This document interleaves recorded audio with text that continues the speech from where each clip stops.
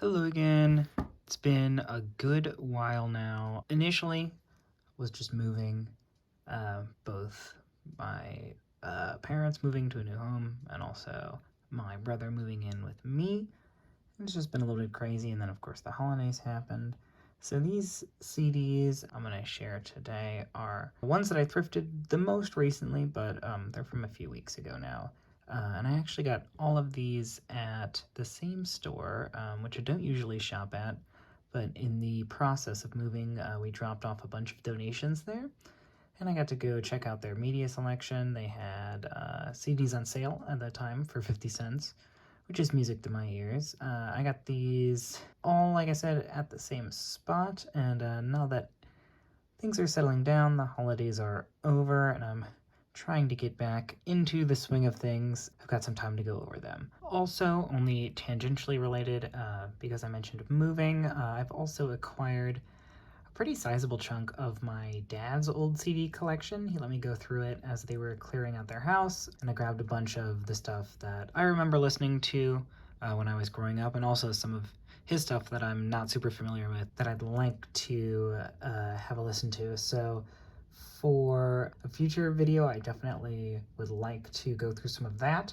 Not sure if it would be one very long piece or multiple episodes, but I have to go through and make sure they all work first. I haven't gone through everything. So definitely something on the horizon. Going to be a lot of 90s, early 2000s music, at least the stuff that I took. So if you're in my age range, probably be pretty nostalgic. And there's a lot of music today that I'd like to look at also in that range. I apologize if this one ends up a little bit jumbled. I'm battling a couple different forces right now. My cats do not like that I'm trying to shut the door so that it's quieter, so that we're not disturbing my brother here. He might also get up at some point, and I'll have to pick back up at a new time. And also my laptop is dying. I have it on battery saver right now, and I am using it to keep up my script and some of my references, but my charger broke this morning, and I have yet to find a replacement in person. So I ordered one, but the earliest it will be here is probably Sunday. So I actually don't even know when I'll be able to edit this. I don't know when it'll come out. Right now it is New Year's Day, so a Happy New Year, even though it'll be probably quite belated by the time anyone would be able to see this. I hope you had a good holiday, good New Year's Eve. Oop, sorry about that. So without further ado, it's also a new location. This is just a bit of poster board that I have, try and give us a little bit of extra light here, and also to cover up my very dark wall, which really looks ugly just with normal lights reflecting off of it, and extra ugly with this sort of spotlight I've got here that I'm going to try and not catch in too many of the CDs. Yeah, you can get an eye on the color. It is very dark navy. Okay, I said I was gonna start and I didn't start. So now we're gonna start for real. First up here, we have Get Up and Go by the band Crank. I don't believe it's Crank exclamation point, even though that's how they've got it written here. That's how they got it there as well. This is from 1999. It's a pretty classic rock sound. Female vocalist, Ginger O'Day. No longer active from what I could see online, but this is their first release. I'm trying to make sure you stay in focus here. This was actually recorded in Fairlawn, Ohio. Giving this one a listen. I actually do like Fatal Attractions. I think it's a good tune. Definitely worth a listen. They do have an active website, at least active as of when I was doing research for this video and writing out the script. It's got a lot of fun images of the band, just a nostalgic feel in general. Hopefully I'll be putting in some footage of that for you guys to take a look at. But yeah, this is definitely a fun find, a local one, and just another fun dive onto the web end of these side of things, which I've been enjoying.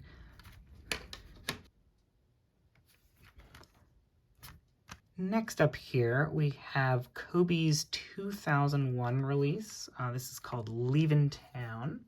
I would describe this as an emo rock or a pop punk sort of sound, which goes along with their statement on Bandcamp, which was a four-piece pop punk band from Akron, Ohio. I only found one other release from them, 2012 album titled $1 Rock Songs, which also had an interesting look to it. I haven't listened to that yet as of recording this, but you can purchase both albums digitally still online if you so desire. I think I grabbed this for the case, and it just has such this just a homemade kind of vibe, which I always am interested to see what kind of music would be coming from that. Next up here, this is Kahlo's 2017 release, Wild Change. I think this is the most recent album that I got on this excursion. Well, 2017 was 7 years ago now, but recent relatively, I suppose, in terms of music. And I picked this one up for the case. I really like the overall look that we have going on here. On their Bandcamp, they describe themselves as sexy guitar, infectious rhythms, smoky vocals. Kahlo is a groovesome rhythm and blues meets fiery rock and roll. So if that sounds like your cup of tea, definitely give this one a listen. They have a couple singles from the 2020s that I was able to find, but looks like this was their last full-length release, and not sure if they are still together as of recording this, or if they would have anything coming in the future.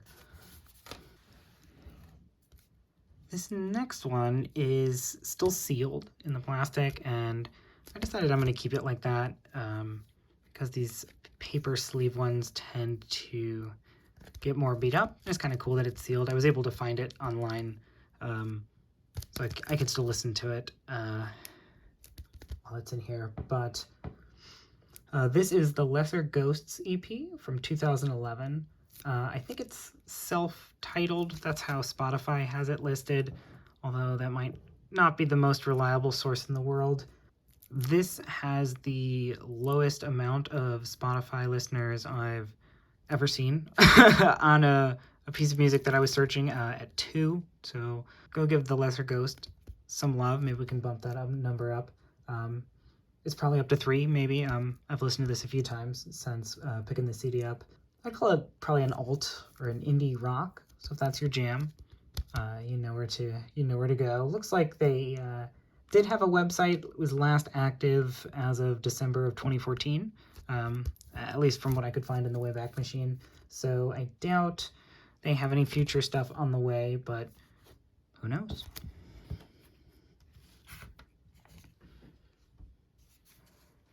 Next up, we've got Langhorne Slim's Lost at Last, Volume 1. And I really, really like this sleeve. It's just got a very nice feel to the paper. I love the solar theme that we have going around here. This is, okay, I lied. I guess 2017 is also this one. So we have 2 fairly recent albums. The barcode was marked off, unfortunately. But this is also from 2017. I think genre-wise, I would describe this as singer-songwriter or Americana. It's mellow, but it has a happy tone to it overall. It's not really my vibe, but I'm sure it would vibe with a lot of people. They had a lot of Spotify listeners, if I'm remembering correctly. But it does remind me I need to be looking them up a little bit more in the store, not just buying the album covers, so that I can really expand my collection for music that I want to be listening to. But you can kind of tell he's a little bit of a country boy, but the design is just very eye-catching, whatever. I don't know if the artist is prominent on here, but my compliments to them wherever they are. This one is another that I grabbed for the case and also for the band name. Wasn't something I was familiar with. Slobberbone. I love that. This is their album Slippage from 2002. Has a pretty classic rock sound to me, although their Wikipedia page describes them as alt country. From my search, it looked like they were actually more of a country act most of the time, and this was their sort of rock-ish or more experimental period with rock on this release. But overall, I think it's got a great design and a lovely name, like I said. Overall, it's just overall, I was bored. So sorry, Slobberbone. But a fun listen, for sure.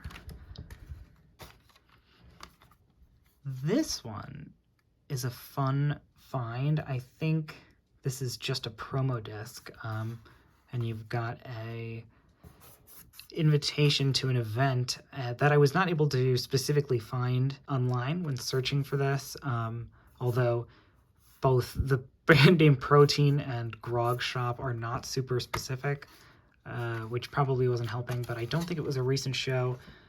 This disc specifically is from 1997. This disc contains just 2 songs, and these 2 songs are from their Ever Since I Was a Kid album. I believe that was also from 1997.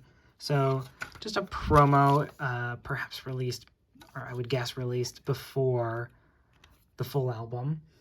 I really wish the show had a year, or that I was able to find it, so maybe I could show off some footage from that actual event being advertised here.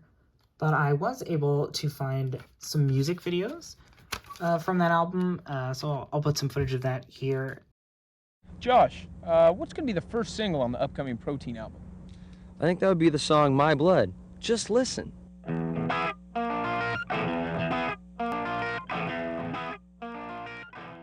These 2 songs are fun, so it would be really cool to find that full album one of these days.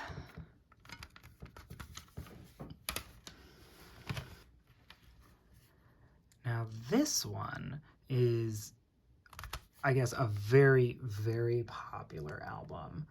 Millions of streams on like every song on Spotify. There's a remaster version, which is a lot of what was coming up, but I believe this is the original one. It's definitely seen some love. This album was a huge chart topper for David Gray. I don't think I'd heard of him, and I have listened to the full album, and there wasn't anything that I remember feeling like I recognized going through it. The style-wise, it's kind of a soft rock, acoustic, not something I would usually listen to, but definitely not unpleasant. Now this one I got because it's a lot of fun. This is Chris Gaines' Greatest Hits album from 1999.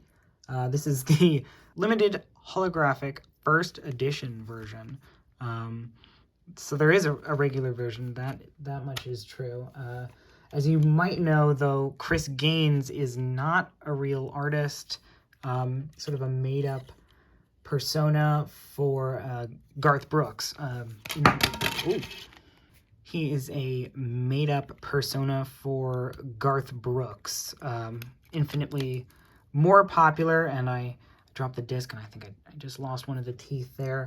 But he was looking to experiment outside of country, I guess, let his emo, bad boy, rock and roll side come out a little bit more in this release.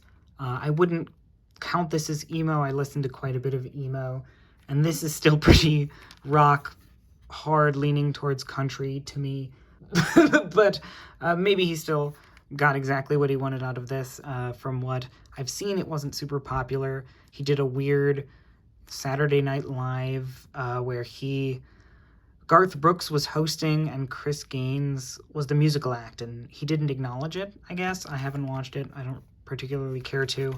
But obviously you've got the super crazy disc, the chrome sleeve all the way around. It's just a lot of fun. I would not have even known about this, although I think I would have picked it up for the case from the Danny Gonzalez video. I think it was on his second channel. I'll put a link to it here, but he goes over the situation. So just funny to see it in real life, and that he had such in-your-face merchandise for such an odd branch off. Almost to the end here, I got two more. This is Self-Untitled. The artist is Stuart Davis. This is from 1994, and this album has a very interesting energy to it. I think that's a good way to describe it. Pipe Bomb Guru, if you're gonna just jump on one track. It's an interesting one. I think Only Changing Drugs actually was fairly popular. If you were going to know one of the songs, it'd probably be that one. This is also an interesting piece. Davis has been involved in a lot of creative projects from what I could find, including his own web series and TV show. Not either of which I was familiar with, but they are out there. He's also got, if you go on his site, a lot of painting and calligraphy. He invented his own language, according to his website. It's called Is. Maybe it's pronounced Is or Is, all caps. He's also a big Alien believer, from what I've found. That might be what the shows are about, if I'm remembering correctly. Not something that I noticed in any particular track on here, but every source I was looking at this album on, they were all like, oh yeah, Stuart Davis, he's a big Alien guy. So maybe they were all just referencing the same origin source, but it seemed to be a defining characteristic for him. And last but not least here, we have Lauren Christie's 1997 release, Breed. Not familiar with that name or any of the tunes on here after listening to it, but I just thought the cover choice was bizarre. I like the energy she's got going on here. And also with the title, it just seems like, I don't know, some weird not safe for work content. Like there's a weird emphasis on her feet. I don't know. Apparently she found, Lauren Christie found most of her success with a production team called The Matrix, which wrote and produced some pretty big songs. From what I could find, most notably would be like Avril Lavigne's. Some of her hits back in the day were put together with Matrix. There's also a decent amount of Korn on there, the band Korn with a K. This release, nothing that jumped out at me. Although it's not offensive by any means. But yeah, just sort of a random grab. The CD case is kind of gross, but my laptop is telling me off to the side here that my battery is running low.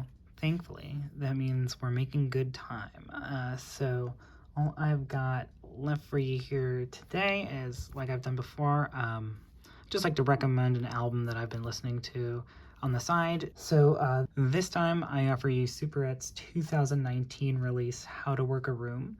I believe I found this through just a random Spotify recommendation.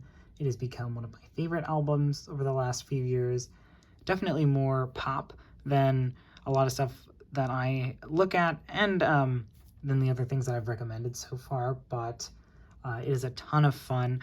I hope, again, like I said before, you had a great holiday, that you're doing well, and that 2025 is wonderful for you. And with that, I'll sign off, and I'll see you soon.